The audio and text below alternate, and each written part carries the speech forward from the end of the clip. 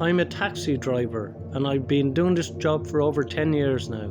This happened almost 4 years ago. I've seen it all, from drunk and rowdy people to quiet and reserved, but nothing prepared me for the night when I picked up a passenger who would change my life. It was a cold night, the kind of night that makes you want to stay home and snuggle under the covers, but duty called and I had to work. I was driving my taxi around the city, looking for my next fare, when I saw him, standing on the corner. He was a tall man dressed in a dark suit, and he had his hands in his pockets. He pulled one of his hands out and signalled for me to stop the car. He opened the back door and got in, closing it behind him. I could see that he was a bit nervous, and he looked around the car like he was searching for something. I greeted him and then replied with a nod. "Where to?" I asked.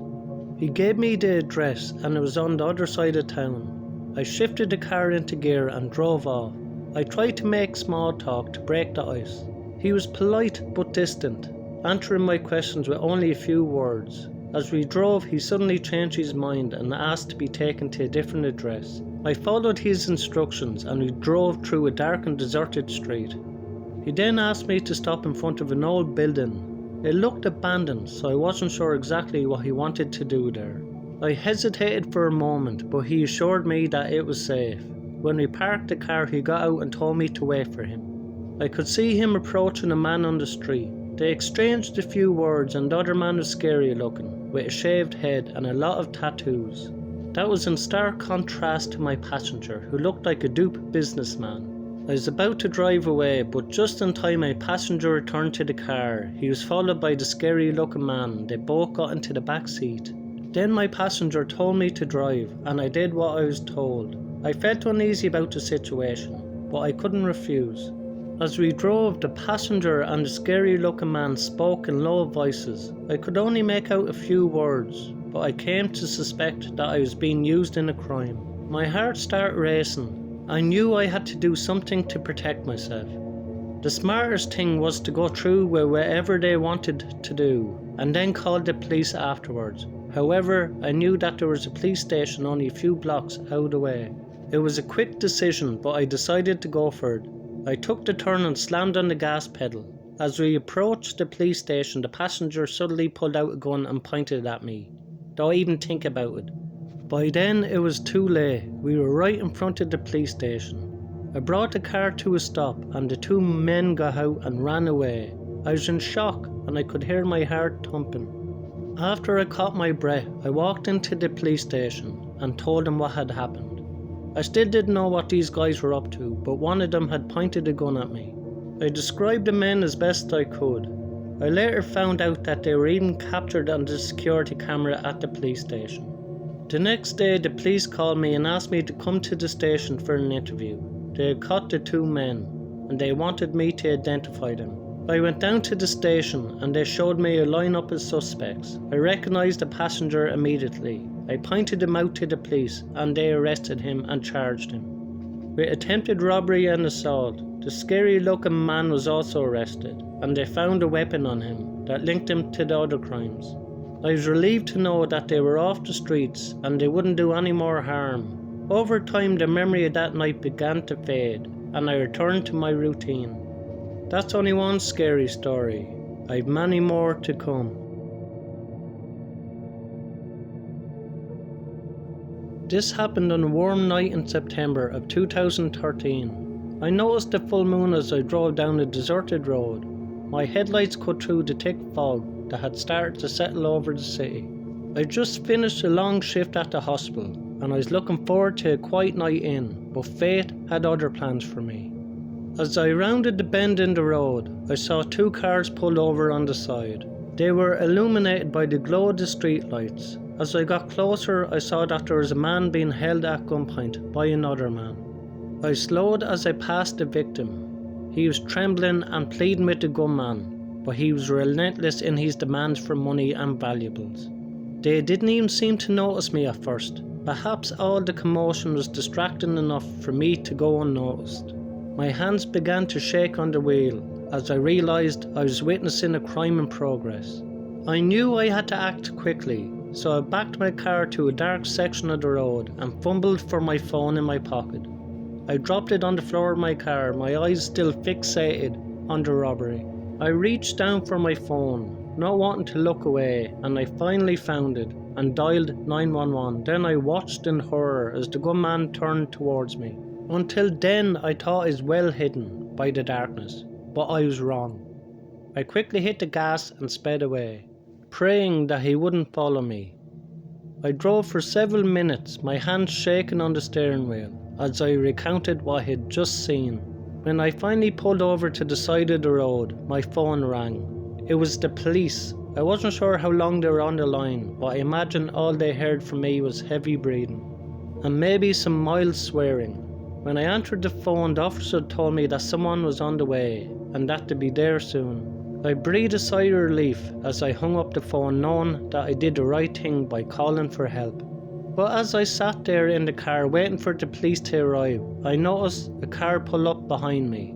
At first, I thought it was the gunman, because the car looked similar to the one that I had seen before. Then I realised it was just another driver who was probably curious about what was going on. As the minutes ticked by, I began to feel uneasy. The driver of the other car had gotten out and he was pacing back and forth behind his vehicle, as if he was waiting for something. I started to think I was wrong and that maybe it was the gunman after all. My instincts told me something wasn't right. So I locked my doors and kept a close eye on him. Just when I was about to call the police again, I saw flashing lights in the distance. The cavalry had finally arrived, and I felt relieved that the 2 squad cars pulled up behind me. The other guy didn't leave.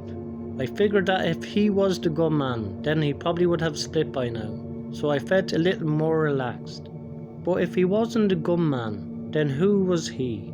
One of the officers approached my car and we spoke for a few minutes about what had happened. He told me to stay in my car and walked away, and both officers approached the other driver who had stopped pacing and was now standing silently by his car.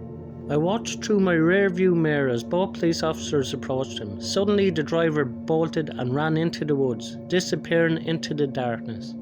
The police officers chased him, but he was too quick and too elusive. For several hours the police searched the area for that driver, combing through the woods and checking nearby houses, but he had vanished without a trace, leaving behind only more questions. The next day I received a call from the police telling me that they had identified the driver and that he had a long criminal history. They thanked me for calling in the crime and for being observant, which had helped catch a dangerous criminal. His behaviour is still really confusing for me. What was he thinking following me to that spot, and why wouldn't he take off as soon as the police arrived? Maybe he was on something, or maybe he wasn't the sharpest tool in the shed. In the weeks that followed, I couldn't help thinking about what had happened that night. I knew that I had done the right thing by calling the police, but I also knew I had put myself in danger by getting involved at all. Despite the risks, I would do it all over again. It was a no-brainer. Really, what would you do if you saw someone being robbed in plain sight? I was driving home from work one night. I work second shift at a hospital, so when I leave I have to clock out. It's always late, anywhere from 11 PM to 1 AM. Sometimes even later than that, it really just depends. I have about a 25-minute drive home from work every day. Although it's not ideal, the pay is well worth it. Usually I take the highway home because it's much quicker, but it depends on my mood. Sometimes I'll take the back roads home, or even the long way through town. This particular night I took the highway, because I was ready to go home and relax. I'd been working a lot of overtime back then, so I was pretty beat. Somewhere along the way of driving, I was probably almost halfway home. There was a car that particularly came out of nowhere. It felt like I usually didn't see many cars on my way home from work, because it was always late when I left. Like I said, not usually many people are out there. This car came from behind me, going at least 90. They zoomed right past me. I thought it was a little unusual, because I don't usually see people speeding through here, especially not at night, because again, like I said, there's hardly any activity in the area at this time. I didn't think too much of it though, because the car got a bit further past me and started swerving into another lane, like really bad, and then I noticed that the car's speed was fluctuating heavily. After it would speed up, then shortly after it would slow down very quickly. Then he would step on the brakes harshly. And then only after a brief moment later the car would speed back up again. This happened over and over again. I felt like it may have been worse than just a drunk driver, so I got as close as I could without being suspicious to try to get a better look. I could barely see because I was trying to keep my distance and maintain my safety in case it was a drunk driver. But I'm glad I witnessed this though. Even though it traumatized me seeing this, I just may have saved this woman's life because the man driving was beating a woman that was in the back seat repeatedly with some sort of object. I couldn't believe my eyes. Right then I called the police and I told them what was going on and where we were heading. I told him the license plate number and every detail I could about the vehicle and the two people that were in the car. The dispatcher told me that I shouldn't be following them, but I didn't care if I got in trouble. I just wanted to make sure that the lady in the car was going to be okay and that the man would get caught. I followed him probably for like 7 or 8 minutes until I heard the sirens in the distance. The man started speeding up even more, as much as his PT Cruiser will let him, I assume. I got out of the way of the police and slowed down my speed just a little bit, but I tried to stay with him as much as possible, to keep a close eye so I could talk to the police if I was needed when they caught him.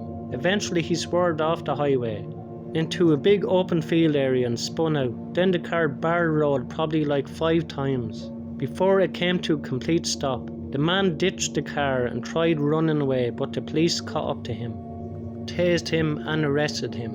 One of the officers got the girl out of the car and it was evident that she was beaten very badly with cuts and bruises all over her body and face. Apparently she had been kidnapped by the man just 45 minutes prior from a bar out of town nearby in the same county. Turns out the man was wasted as well. I'm sure he got charged with over 5 different felonies and will be going to prison for a very long time. I'll be testifying at court for this lady as a core witness sometime later this year. I'm happy I did what I did though, because I did what I thought was right, and I'm glad I listened to my intuition to stay behind them and follow them and find out what was happening. If you ever got a feeling about something, there's a good chance it's valid. Fortunately though, that situation could have been a lot worse. Someone could have died that night. Thanks a million to everyone who likes, subscribe and comment on my videos. I really appreciate it. If you enjoy these stories, you will enjoy the next 3 stories in the box above. Thank you.